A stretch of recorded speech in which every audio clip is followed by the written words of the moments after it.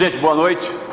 O pastor Novaes está em Campo dos Goitacazes. Está pregando lá esses dias, ensinando, não lembro mais que ele falou comigo domingo. Aí ele pediu que eu estivesse aqui com vocês hoje, né? Que para mim é mais confortável às quartas-feiras ficar sentado aí e ouvir o pastor Novaes falar. Mas ele de vez em quando me dá algumas tarefas, né? Dá algumas tarefas aí, eu tenho que fazer as tarefas. É melhor do que quando é funeral. Outro dia ele me deu para fazer um funeral. É melhor estar aqui do que fazer funeral, não é isso?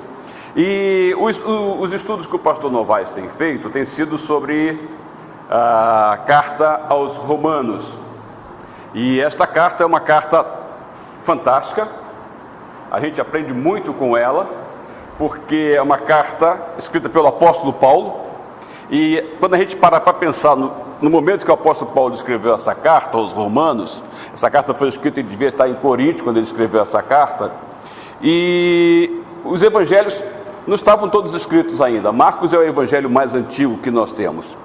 Então a gente vê nessa carta de Paulo, como Paulo define muito bem o plano da salvação, mostrando a graça de Deus, a misericórdia de Deus, a justiça de Deus, a justificação de Deus. Ele mostra de uma forma muito bem clara as revelações de Deus, como Deus se revelou. Então é uma carta fantástica, que alguns costumam até dizer que seria o Evangelho segundo Paulo. E nessa carta que o apóstolo Paulo escreve aos Romanos, né,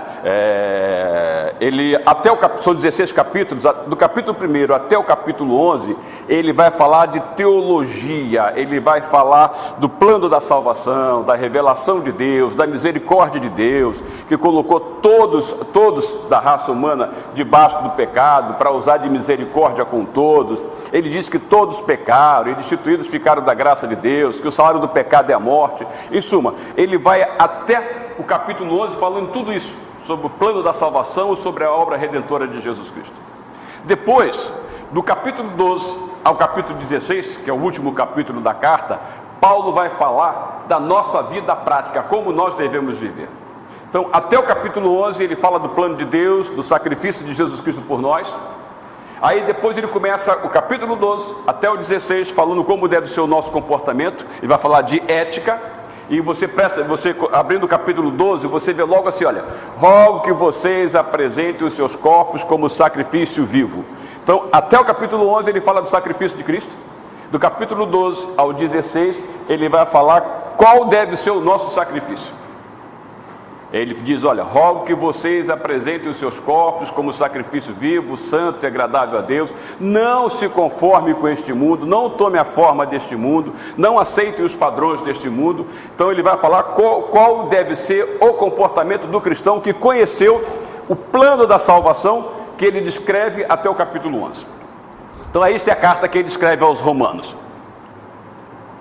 Bom, o pastor Novaes, no capítulo 9, recapitulando, hoje nós vamos falar sobre o capítulo 11, mas o pastor Novaes veio caminhando desde o capítulo 1 e do capítulo 9 ele falou sobre a eleição.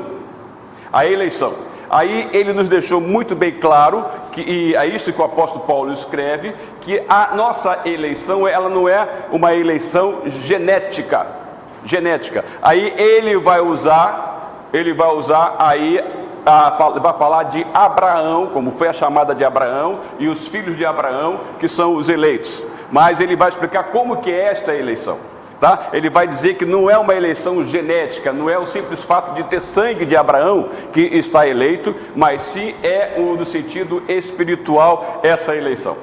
E aí Paulo fala então, nessa carta, voltando ao capítulo 1, ele fala sobre as revelações de Deus. Ele nos mostra que Deus se revelou na natureza, Deus se revelou na nossa consciência, Deus se revelou por meio da sua palavra, e Deus tem a sua revelação maior na pessoa de Jesus Cristo.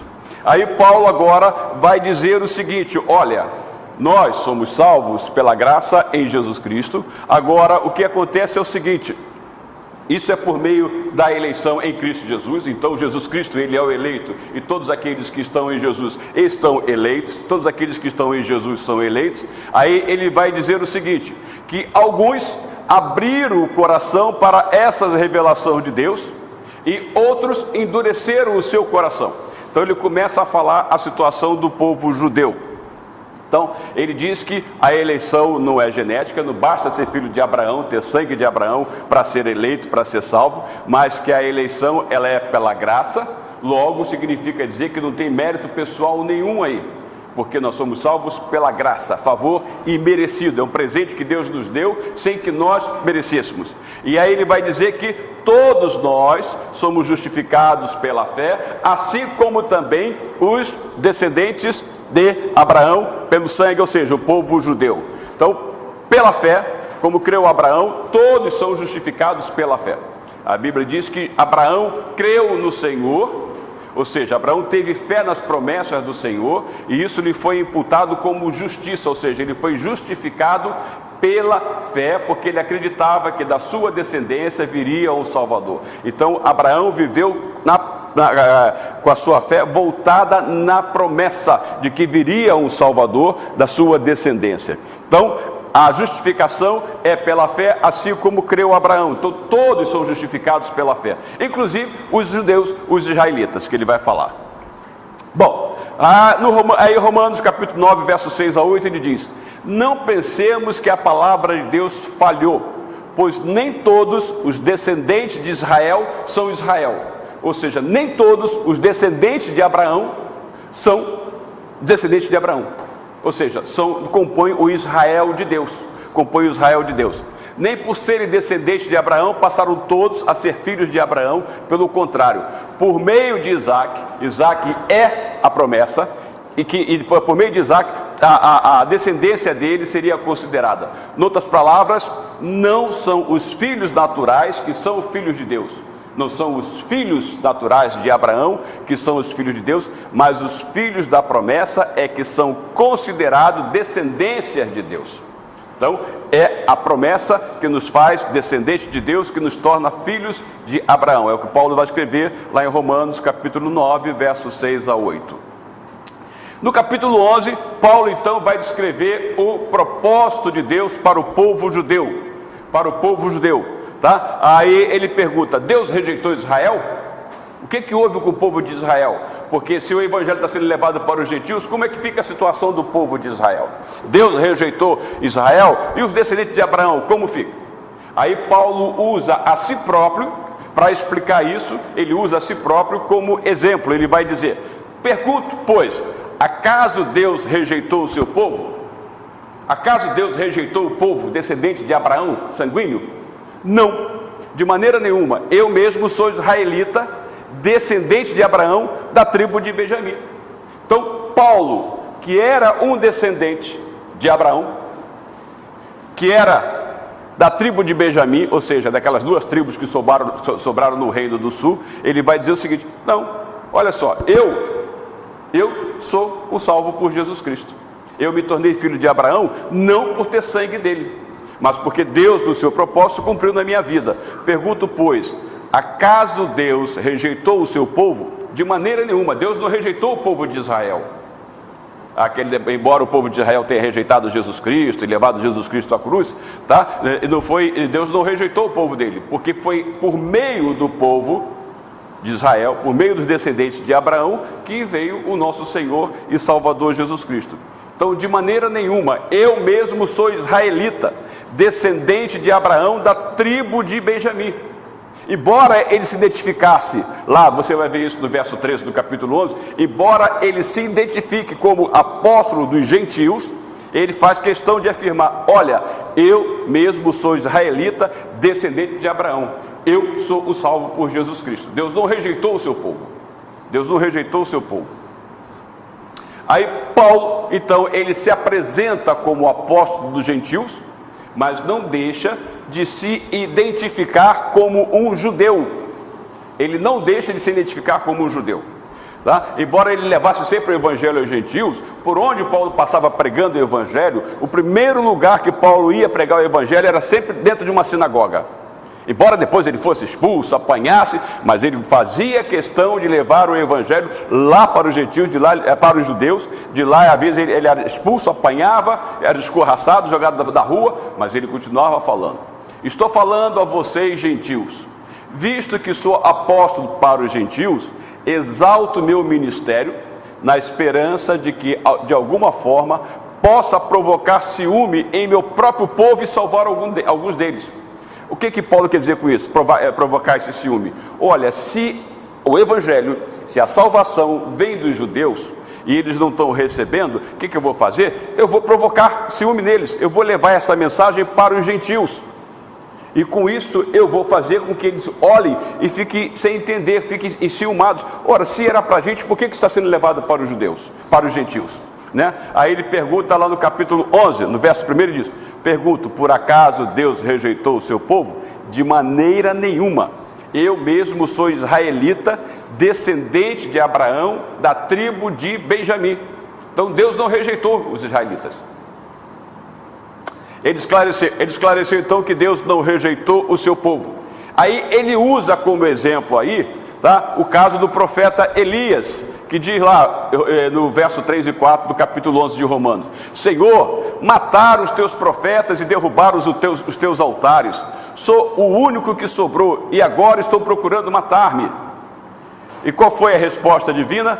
Reservei para mim 7.000 homens que não dobraram os joelhos diante de Baal. Isso você vai encontrar lá no livro de 1 Reis, no primeiro livro dos Reis, tá? No capítulo 19, verso 10 e no verso 18, onde é relatada a história de Elias, e que ele, após derrotar os profetas de Baal, ele foge com medo de Jezabel, se esconde, achando que ele era o único que tinha sobrado, porque todos os outros tinham se prostrado diante de Baal, e o Senhor disse: não, eu reservei 7.000 homens que não dobraram os joelhos diante de Baal. Então, o que Paulo quer dizer? Paulo quer dizer o seguinte: olha, o Senhor guardou naquela época 7.000 que não se dobraram, que permaneceram fiéis. E da mesma forma, muitos vão receber a Jesus Cristo como Salvador dentre o povo judeu. Muitos, embora muitos tenham rejeitado, muitos vão aceitar Jesus como Salvador, da mesma forma como aqueles 7.000 não se curvaram a Baal. Não se curvaram a Baal. E muitos judeus receberam a mensagem do Evangelho. Então, Paulo se apresenta então como um remanescente. Paulo se apresenta como um que havia sobrado e que havia crido no Evangelho, que havia aceitado a Jesus Cristo. Ele se considera como se fosse um daqueles 7.000 ali, ou seja, eu sobrei, eu estou aqui, eu aceitei a Jesus e eu hoje sou apóstolo para os gentios. Então Paulo se apresenta como um remanescente. Agora vamos entender o que é esse remanescente. Bom, remanescente. Houve na história de Israel 2 invasões. O povo de Israel foi dominado pelo povo da Síria, pelo reino da Síria e pelo da Babilônia. Depois que Salomão morre, tá, assume o seu filho Jeroboão, e ele não agrada o povo, porque ele não quis ouvir os conselhos que lhe foram dados. Ele causou uma cisão no reino de Israel. 10 tribos de Israel, eram 12 tribos, 10 tribos se separaram, foram para o norte, formaram o reino do norte, e ficaram para o sul 2 tribos somente, Judá e Benjamim. Então, esses 2 reinos foram invadidos. O reino da Síria, o reino do norte, foi invadido pela Assíria por volta de 700 a.C. E o povo foi levado cativeiro, tá? Na Síria o povo não foi levado cativeiro. Os assírios, eles fizeram o seguinte: eles trouxeram outros povos estrangeiros para contaminar e misturaram entre o pessoal do reino do norte. Já no sul, por volta de 600 a.C., veio a Babilônia e toma a Babilônia. E eles então são levados cativos para a Babilônia. Mas desse pessoal todo que foi levado cativo, aqui aparece em Amós capítulo 9, verso 8 e 9, Amós era profeta do reino do norte. Amós era profeta do reino do norte, ele exerceu o seu ministério no reino do norte. Aí na profecia ele diz lá: sem dúvida os olhos do Senhor, o soberano, se voltam para este reino pecaminoso. eu o varrerei da superfície da terra, mas não destruirei totalmente a descendência de Jacó, declara o Senhor. O Senhor tinha um plano na vida de Abraão, diz que por meio da descendência de Abraão, todas as nações seriam abençoadas. Então, se o Senhor tivesse acabado, permitindo que o seu povo fosse aniquilado pelo rei da Síria, não se cumpriria o plano da salvação. O plano da salvação não se cumpriria, mas o Senhor reservou: mas não destruirei totalmente a descendência de Jacó, declara o Senhor. Eu vou guardar uns, eu vou deixar alguns remanescentes, eu vou poupar alguns, porque eu tenho plano. Aí, no Reino do Sul, Miqueias exerce o seu ministério no Reino do Sul. Então, quando a Babilônia invade, o Miqueias vai dizer o seguinte: eu vou de fato ajuntar todos vocês, ó Jacó. Sim, vou reunir o remanescente de Israel. Eu os ajuntarei como ovelhas num aprisco, como um rebanho, numa pastagem, haverá barulho de muita gente. Então vejam, tanto na parte de cima, na parte do norte, como na parte do sul, embora eles tenham sido escravizados, o Senhor mantém-se fiel à promessa em Abraão e poupa para que o povo de Israel continue, para que o plano da salvação se concretize com a vinda do Messias. Aí Paulo vai dizer o seguinte, Paulo diz lá o seguinte, onde foi que eu estava? Ele diz lá, Paulo se apresenta como um remanescente, Paulo se apresenta como resultado desses que foram poupados pelo Senhor, porque a promessa veio e se cumpriu em Jesus Cristo. Então, diz lá, Paulo e muitos outros judeus que receberam a Cristo são esses remanescentes. Paulo levou o evangelho aos gentios, mas se você se lembra bem, o evangelho começa com os judeus. E sereis minhas testemunhas em Jerusalém, em toda a Judéia, em Samaria e até os confins da terra. No dia de Pentecoste mesmo, quando eles receberam o Espírito Santo, a Jerusalém estava cheia de judeus de várias partes do mundo da época, e todos eles ouviram a mensagem do Senhor na sua própria língua, e muitos se converteram, muitos desses judeus se converteram. Então, eles abriram o coração para receber a mensagem naquele dia. Então, assim, hoje também há um remanescente escolhido pela graça. E se é pela graça, já não é mais pelas obras, ou seja, o povo não é salvo por obra nenhuma, porque na obra não há mérito algum. Se fosse a graça, não seria a graça. Então, esses remanescentes, assim como nós, foram todos salvos pela graça de Deus. Então, eles são todos salvos pela graça de Deus. A salvação, então, ela é pela graça. Então, o povo judeu, Deus não abandona o povo judeu. Deus tem o plano com eles. Deus vai conservá-los para que o evangelho alcance também o povo judeu. O povo judeu. Eles não estão excluídos, porque a promessa veio deles. As profecias vieram deles. E Paulo diz, olha, eu sou apóstolo para os gentios, mas eu sou gentil e eu sou judeu e eu fui salvo pela graça também. Então, os remanescentes foram eleitos pela graça de Deus. Deus poupou quando eles foram invadidos pela Síria, Deus poupou quando eles foram invadidos pela Babilônia, e Deus poupou, e Deus continuou poupando, e muitos dos judeus recebem o evangelho. Então, esses judeus que serão salvos, são os judeus que são salvos. Então, eles foram eleitos pela graça, assim como nós também fomos eleitos pela graça. E o pastor Novaes já explicou aqui o que é essa eleição em Cristo Jesus. Você lembra que ele veio aqui à porta e deu o exemplo da porta? Que você está do lado de fora da porta, aí você abre a porta e entra, da eleição, se lembra? E eu acho que alguém já viu também, que eu já apresentei isso aqui alguma vez. Então, alguém está na porta, alguém chega à porta, e quando chega na porta, está escrito sobre a porta: venham a mim todos os que estão cansados e sobrecarregados, e eu lhes darei descanso. A pessoa lê isto e crê nisto. O que acontece? Quando ela crê nisto, ela mete a mão na porta e ela entra. Quando ela entra, aí diz: vocês, porém, são geração eleita, sacerdócio real, nação santa, povo exclusivo de Deus, para anunciar as grandezas daquele que os chamou das trevas para a sua maravilhosa luz. Antes vocês nem sequer eram povos, mas agora são povo de Deus. Não haviam recebido misericórdia, mas agora receberam. É isso que é a eleição. Eu chego à porta e vejo lá o convite: venham a mim, todos que estão cansados e sobrecarregados, e eu lhe darei descanso. Aí eu leio esse convite, eu coloco a mão na porta, tá? E quem é a porta? Jesus Cristo. Aí, quando eu coloco a mão na porta, que eu entro, que eu recebo Jesus Cristo, eu ouço a mensagem: vocês, porém, são geração eleita, sacerdócio real, nação santa, povo exclusivo de Deus, para anunciar as grandezas daquele que os chamou das trevas para a sua maravilhosa luz. Antes vocês nem sequer eram povos. Aqui está falando para nós e fala também para aqueles judeus,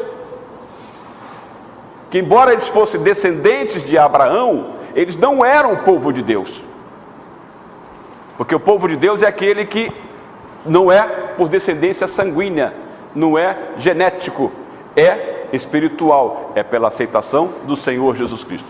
Então, antes vocês nem sequer eram povo, mas agora são povo de Deus. Não haviam recebido misericórdia, mas agora a receberam. 1 de Pedro, capítulo 2, 9 e 10. Então diz aqui, olha, nação santa, povo exclusivo de Deus. Aí é que vem: feliz é a nação cujo Deus é o Senhor. Quem é a nação cujo Deus é o Senhor? É o Israel de Deus. É esses que receberam a Jesus Cristo como Senhor e Salvador.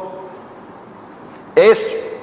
Mas aí você vai ver em algumas igrejas, ao lado do púlpito tem a bandeira do Brasil, e do outro lado está a bandeira de que país? Já viram isso? Bandeira de Israel. Não tem nada a ver. Não tem nada a ver isto. Nada a ver.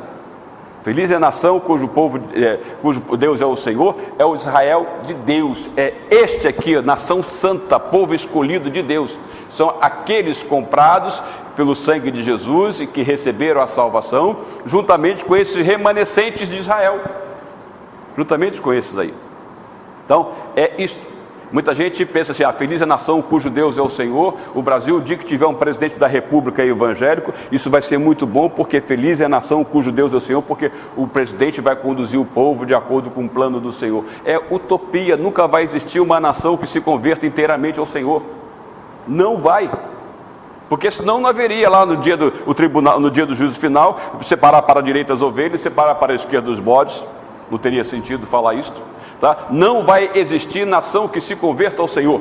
Esse negócio de você falar o Brasil é do Senhor Jesus Cristo, quisera que fosse do Senhor Jesus Cristo, mas nunca vai ser.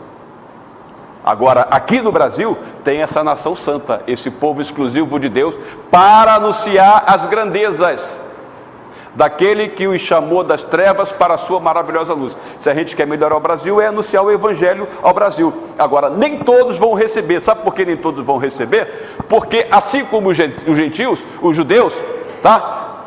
Assim como houve remanescente dos judeus, muitos também rejeitaram a Jesus. Muitos rejeitaram a Jesus. Um grande número deles rejeitou a Jesus Cristo. Então, os remanescentes aceitaram o Evangelho e a obra continuou. Então, assim como muitos deles rejeitaram a Jesus, muitos também vão rejeitar aqui no Brasil e continuam rejeitando. Aí eles continuam com o coração endurecido, como o de Faraó. O que diz lá Paulo? Diz lá do capítulo 11, verso 7 e 8: que dizer então? Israel não conseguiu aquilo que tanto buscava, mas os eleitos obtiveram. Os demais foram endurecidos, como está escrito: Deus lhe deu um espírito de atordoamento. O termo que aparece em grego aí é de insensibilidade, como se estivessem anestesiados, e você está falando da mensagem de Deus para eles, e eles não estão nem aí, é como se fosse torpor. Deus lhe deu um espírito de atordoamento, olhos para não ver e ouvidos para não ouvir, até o dia de hoje. Ou seja, eles estavam anestesiados e não reconheceram o Messias. Eles não reconheceram o Messias. Mas lembre-se que há os remanescentes, aqueles que aceitam a Jesus Cristo como Senhor e Salvador. Aí há aqui a semelhança com o endurecimento do coração de Faraó. Mas lembre-se de uma coisa: Deus só endurece os endurecidos. A pessoa que está lá resistente, que não quer ouvir, que não quer aceitar, tá? Porque ele não quer dar ouvido ao evangelho, você está falando e ele não está dando atenção alguma, que é isso que é o pecado contra o Espírito Santo, que o Senhor está lá batendo, e ele não abre o coração de jeito nenhum. O que acontece com esse que não quer receber, que não quer ouvir a mensagem do Espírito? Está condenado. Daí que é o pecado, né? Então, Deus endurece os endurecidos. Os endurecidos. Esses aí, eles não querem, e o que foi que aconteceu com alguns de Israel? Eles continuaram com o coração endurecido, não receberam o Senhor. Mas não quer dizer que todos os israelenses não receberam o Senhor. Aí, Paulo vai dizer ainda no versos 9 e 10, diz o seguinte, que há o laço, a armadilha e o tropeço. E Davi diz, você vai encontrar isso aqui, no Salmo 69, 22 e 23, que a mesa deles se transforme em laço e armadilha, pedra de tropeço e retribuição para eles. Escureçam-se os seus olhos para que não consigam ver e suas costas fiquem encurvadas para sempre. Aqui a figura que o Davi está dizendo e que Paulo quer apresentar como exemplo, ou seja, eles se reuniam, os líderes de Israel, os doutores da lei, se reuniam para estudar a lei, e com a própria lei eles tinham o coração endurecido. A própria lei lhes servia de laço e armadilha de tropeço, porque eles não aceitavam Jesus Cristo como o Messias. Eles não esperavam que o Messias viesse daquela maneira. Então, eles não estudaram a lei, quanto mais eles estudavam, a lei era o próprio instrumento para a condenação deles. Então, por meio da própria lei que eles estudavam, eles se condenavam, eles tropeçavam naquilo que eles estudavam. Esses estavam com o coração endurecido, como ele vai dizer aqui.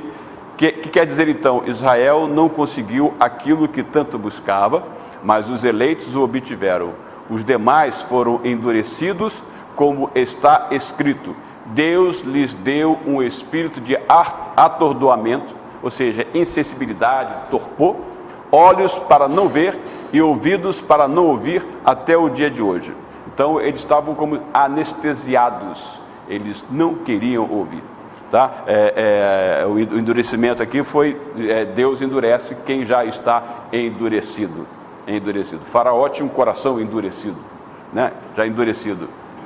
Então, aí, esses que rejeitam a Jesus Cristo, esses descendentes do povo judeu, eles, embora conhecessem a lei lhes servia de laço, de armadilha e de tropeço. Eles tropeçavam na própria lei que eles estudavam. Então, que a mesa deles, a mesa onde se inclinavam para estudar, que a mesa onde se inclinavam para fazer suas refeições, que a mesa deles se transforme em laço e armadilha, pedra de tropeço e retribuição para eles.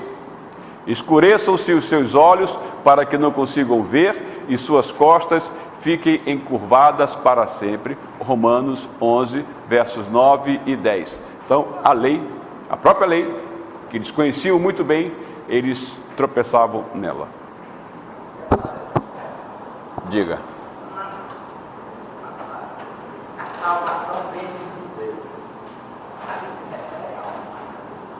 A salvação?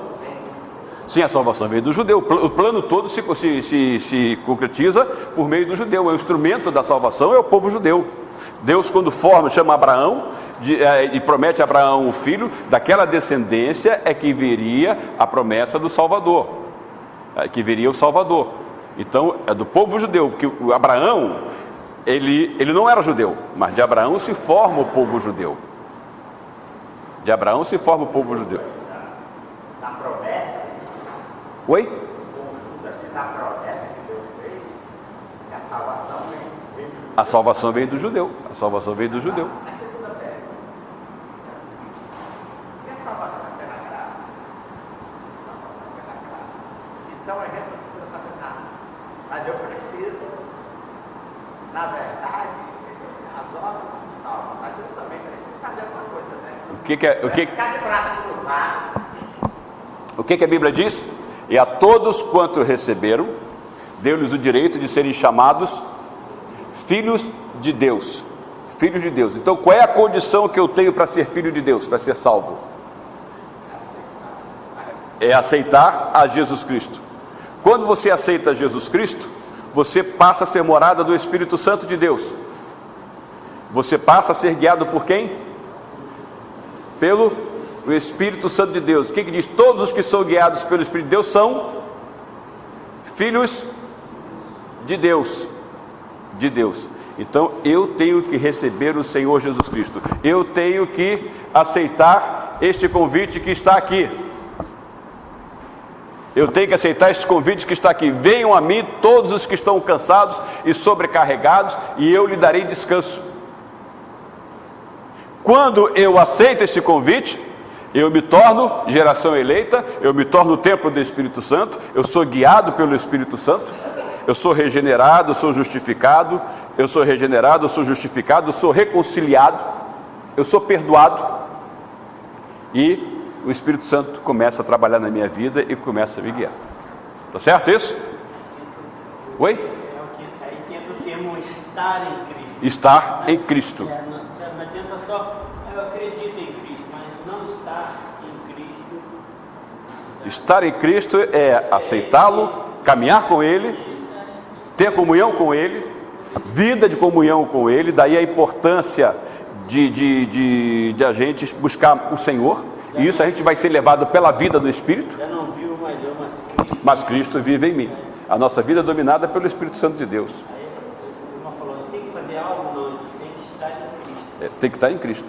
Está em Cristo. Algo prático assim, tem que fazer isso, aqui, estar em Cristo. Não há nada que a gente possa fazer para ser salvo. Nada. Não passa de graça para mérito. De graça para mérito. De graça para mérito. Inverte tudo de novo. Investe tudo de novo. Diga, Norma.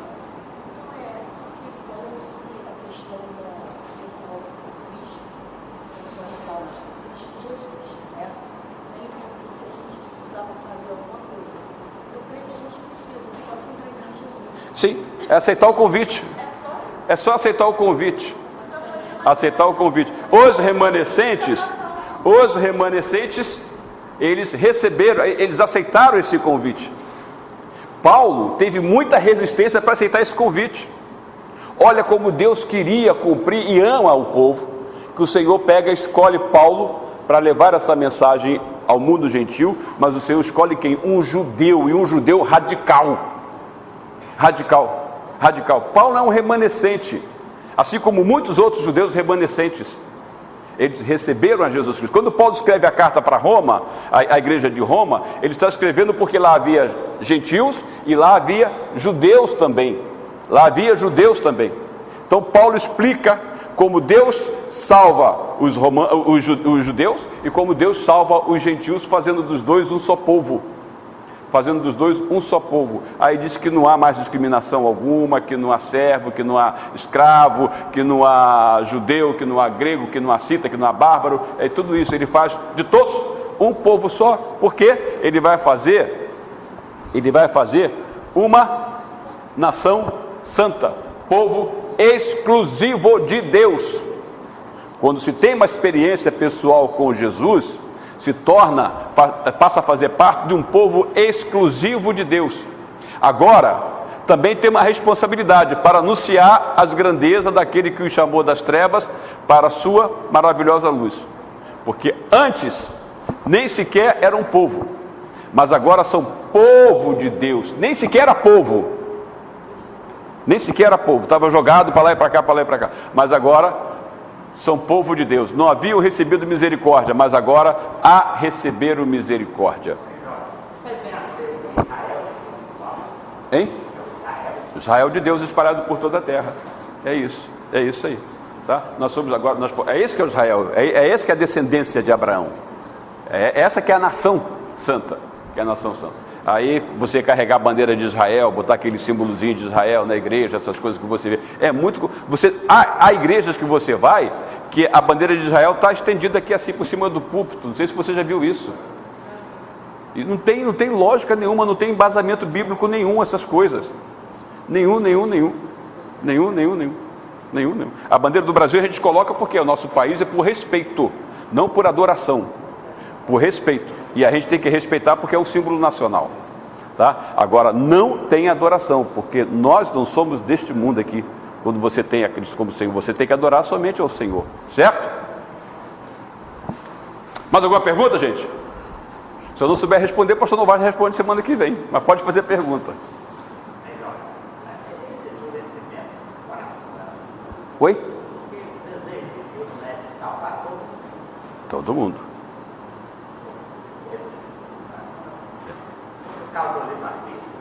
Ele está te chamando, está te chamando, está chamando, está chamando, está chamando. Tá? Ele está te convidando, venham a mim. Ele não vai te buscar na mar, diz, venham.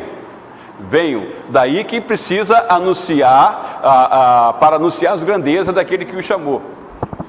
Certo? Está sendo chamado, aceita o convite. É o Espírito Santo quem convence. Aí a pessoa tem que abrir o coração para que o Espírito Santo haja. Mas a pessoa fica resistindo ao Espírito Santo de Deus. É esse que é o pecado contra o Espírito Santo. A pessoa fica resistindo à chamada do Espírito. Ele está ali chamando, você está pregando para o seu amigo, e ele não está nem aí. Quanto mais você prega, mais endurecido ele vai ficando. Ele está resistindo ao Senhor. Diga, meu irmão.